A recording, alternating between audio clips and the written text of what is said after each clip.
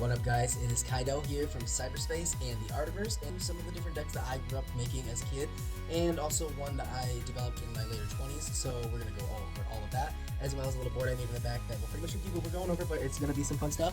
We got some cool cards, so let's get it. Okay, I only have so much camera life to go from, so let me just unwrap all these real quick.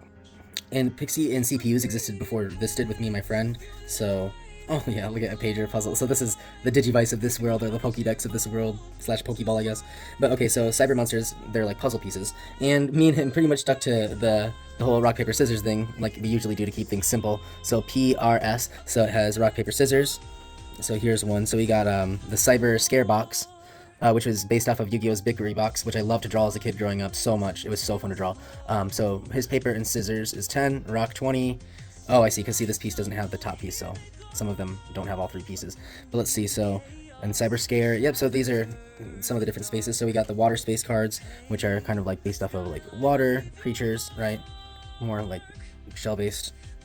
And then we have the land. So it goes land, sky, which is lightning. Lightning is sky. Nature is land, and then water is sea.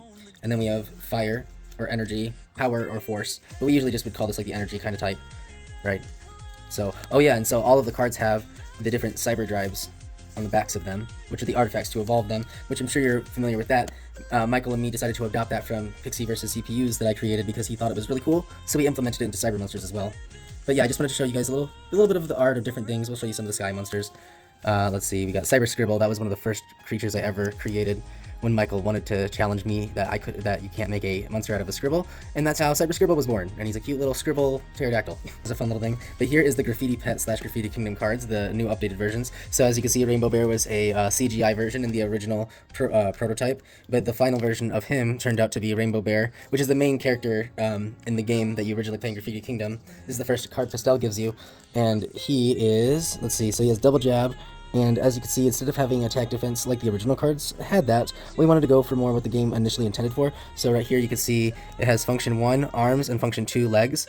And then the crayons, like these aren't final prototypes either. There was one last adjustment to the game mechanics, but these ones are going to be up for grabs if you guys want to grab them once the site's back up again. You guys can grab some of these prototypes that were kind of failed cards, that they were not cut correctly, nor did they have the correct crayon amounts and different things, because new mechanics were being worked out in the code.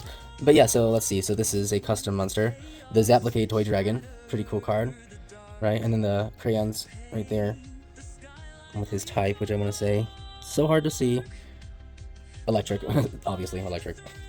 And then we got Space Invader, another electric card, whiteout. So it's like a special custom graffiti card that is kind of exclusive and not in the game. This is another exclusive not in the game card. This is one that I personally designed. Mega Blockade Toy Dragon. And then here is some of the hard shell case cards of some of the other dragons. We have the Ice Blockade Toy Dragon, right? Got the the Red Blockade Toy Dragon. We have another Mega Blockade Toy Dragon.